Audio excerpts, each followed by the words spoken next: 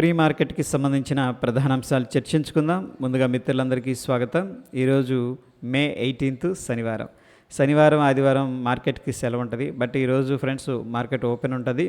ఎందుకంటే వీళ్ళు primary site కాకుండా డిజాస్టర్ రికవరీ సైట్ అని చెప్పేసి దాని నుంచి ఎన్రౌట్ చేయడం జరుగుతుంది డేటా ఫీడ్ అంతా కూడాను. సో ఒక రకంగా ఏంటంటే ప్రైమరీ సైట్లో ఏదైనా ప్రాబ్లమ్స్ వచ్చిన సర్వర్స్లో ఈ సర్వర్స్ నుంచి ఎన్రౌట్ చేయడం జరుగుతుంది అనమాట. అయితే టైమింగ్స్ వచ్చేసరికి మనకి 9 గంటల 15 నిమిషాల నుంచి 10 గంటల దాకా, దాని తర్వాత 11 గంటల 30 నిమిషాల నుంచి 12 గంటల 30 నిమిషాల దాకా ఉండటం జరుగుతుంది. ఇక ముందుగా ఏడిఆర్ సెంటిమెంట్ ఎలా ఉందనేది ఒకసారి చూద్దాం. ఇక్కడ మనం చూసుకున్నట్లయితే డాక్టర్ రెడ్డీస్ నెగిటివ్గా క్లోజ్ అయింది, విప్రో నెగిటివ్గా ఉంది, ఇన్ఫోసిస్ నెగిటివ్గా ఉంది, ICICI bank and HDFC bank అయితే పాజిటివ్గా ఉంది. సో ఓవరాల్గా పిక్చర్ చూడగానే మనకి బ్యాంక్స్లో కొంత పాజిటివ్ సెంటిమెంట్ అనేది కనిపిస్తూ ఉంది. అదేవిధంగా ఇండియన్ ఇండిసెస్ ఎలా క్లోజ్ అయినాయి అనేది చూద్దాం. ఐ థింక్ అప్డేట్ అవ్వలేదా? Okay fine. ఇక్కడ ఫార్మా అండ్ ఐటీ కొద్దిగా నెగిటివ్గా ఉంది, వేరాజ్ మనకి మీడియా కొంత రికవరీ అనేది కనిపించింది అండ్ ఎఫ్ఎంసీజీ దాకా అన్నీ కూడా గ్రీన్లో ఉన్నాయి. ఇక గ్లోబల్ సెంటిమెంట్ ఎలా ఉందనేది ఒకసారి చూద్దాం. ఓవరాల్గా మనం చూసుకున్నట్టయితే ఈరోజు హాలిడే కాబట్టి అన్నీ కూడా ఇదిలో ఉన్నాయి, ఆఫ్లో. అయితే మనకి సౌత్ కొరియా నెగిటివ్గా ఉంది, జపాన్ కూడా నెగిటివ్గా ఉంది, జర్మన్ నెగిటివ్గా ఉంది, యూరప్ నెగిటివ్గా క్లోజ్ అయింది. హాంకాంగ్, రష్యా, యుఎస్ మార్కెట్స్ మనం కొద్దిగా నెగిటివ్గా ఉందనుకున్నాం కదా నిన్న, బట్ యుఎస్ మార్కెట్స్ చాలా స్ట్రాంగ్గా రికవర్ అయింది, 135 పాయింట్స్. ఎనీహౌ మిక్స్డ్ కాంటెక్స్ట్ అనేది మన గ్లోబల్ సెంటిమెంట్ అనేది కనిపిస్తుంది. ఇక ఎకనామిక్ క్యాలెండర్ అనేది మనం చూసుకున్నట్టయితే పెద్దగా ఈవెంట్స్ అయితే కనిపించట్లేదు. ఇక ఎఫ్ఐఎస్ డేటా ఇండెక్స్ ఆప్షన్స్లో మనం చెక్ చేసినట్టయితే నిన్న బుల్లిష్గా ఉన్నారు ఫ్రెండ్స్, ఎందుకంటే పుట్స్ సెల్ చేశారు, కాల్ కూడా బై చేసినట్టు డేటా అనేది చెప్తుంది. ఎఫ్ఐఎస్ అయితే బుల్లిష్గా ఉన్నట్టు చూపిస్తుంది.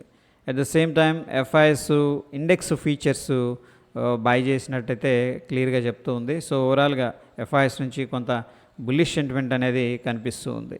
ఇక క్యాష్ మార్కెట్ విషయానికి వస్తే ఎఫ్ఐఎస్ కూడా బై చేశారు నిన్న, 1617 కోట్లు బుల్లిష్లో ఉన్నారు బై చేసి. డిఐఎస్ 1556 కోట్లు క్యాష్ మార్కెట్లో బై చేసినట్టు తెలుస్తుంది. ఫస్ట్ టైం ఇద్దరు కూడా లాంగ్ అనేది తీసుకున్నట్టు చూపిస్తుంది. ఇక మనం నిఫ్టీ అనేది అబ్జర్వ్ చేస్తే ఈరోజు ఎటువంటి ఎక్స్పైరీ లేదు. నిఫ్టీ అనేది మనం చూసుకున్నట్టయితే ఓవరాల్గా ఇక్కడ చూడండి 22,300 స్ట్రాంగ్గా బలపడింది, 22,200 బలపడింది, 22,400 కూడా స్ట్రాంగ్గా కనపడుతుంది. మనకి ఎటు వచ్చి 22,500 దగ్గర కొద్దిగా రెసిస్టెన్స్ ఉంది. అది దాటిందంటే మనకి మ్యాక్స్ 22,700, 22,800 లెవెల్స్ అనేది మనం వాచ్ చేయాల్సి ఉంటుంది. సో ప్రస్తుతానికి ఏంటంటే ఈ రెండు లెవెల్స్ వెరీ ఇంపార్టెంట్. 22,500 బ్రేక్అవుట్ అయిందంటే మనకి ఒక స్ట్రాంగ్ మూమెంట్ అనేది మనం ఎక్స్పెక్ట్ అయితే చేసుకోవచ్చు. ఇక బ్యాంక్ నిఫ్టీలో మనం చూసుకున్నట్టయితే ఇక్కడ 48,500 దగ్గర స్ట్రాంగ్ రెసిస్టెన్స్ కనిపిస్తుంది, 47,500 దగ్గర స్ట్రాంగ్ సపోర్ట్ అనేది కనిపిస్తుంది. ఇక ఇండియా విక్స్ అయితే మనం చూస్తే 1% ఆల్మోస్ట్ కూల్ ఆఫ్ అయింది, దట్ ఈస్ గుడ్ అనమాట. ఇక డాలర్ ఇండెక్స్ నిన్న పెరిగింది, ఈ ట్రెండ్ లైన్ దగ్గర సపోర్ట్ తీసుకుంది, పైకి వెళ్ళింది, మళ్ళీ అగైన్ కిందకి రావడం అనేది జరిగింది. యుఎస్ మార్కెట్స్ మనం చూసే సమయానికి నిన్న వీక్గా ఉన్నాయి, అగైన్ ఏంటంటే స్ట్రాంగ్గా బౌన్స్ అయ్యారు. ఎనీహౌ ఇక్కడ కొద్దిగా టెంపరీ రెసిస్టెన్స్ ఉంది, బట్ మనం టెంపరీగానే కన్సిడర్ చేస్తున్నాం, ఎందుకంటే ట్రెండ్ అనేది చాలా స్ట్రాంగ్గా పాజిటివ్గా పైకి వెళ్తుంది కాబట్టి. ఓకే, ఇక నిఫ్టీ గిఫ్ట్ నిఫ్టీ అనేది ఒకసారి చూద్దాం. సో ఈరోజు అగైన్ ఓపెన్ అనేది లేదు, ఎందుకంటే దీనికి కూడా హాలిడే వీకెండ్.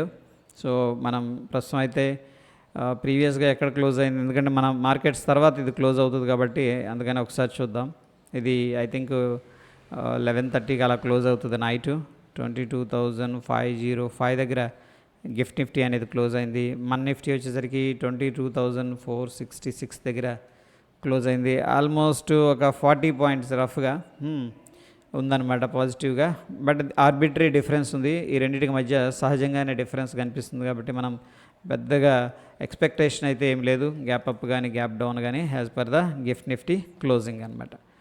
ఇక టెక్నికల్గా సమ్మరీ అనేది మనం తీసుకున్నట్టయితే బ్యాంక్ నిఫ్టీ అనేది న్యూట్రల్ సజెస్ట్ చేస్తుంది based on the oscillator and indicators. Nifty 50 strong by అనేది సజెస్ట్ చేస్తుంది. ఇక కొన్ని స్టాక్స్ అయితే వాచ్ లిస్ట్లో పెట్టాలి ఫ్రెండ్స్. మనకి JSW steel, Zydus life, Bandhan bank, Zee entertainment ఈరోజు నిన్నటి రోజున వాటి మీద న్యూస్ ఉండటం జరిగింది. సో ఏంటంటే వీటిలో కదలికలు అనేది మనం తీసుకొని ఇంట్రాడేకి యూజ్ చేయొచ్చు. సో ఈ స్టాక్స్ అనేది మనం ఒకసారి వాచ్ లిస్ట్లో పెట్టుకుందాం. ఈ యొక్క లింక్ మన టెలిగ్రామ్లో అయితే పోస్ట్ చేస్తాను. మన వీడియోస్ని లైక్ చేయండి ఫ్రెండ్స్. మరొక ఎపిసోడ్లో మళ్ళీ కలుసుకుందాం. Stay tune. ధన్యవాదాలు.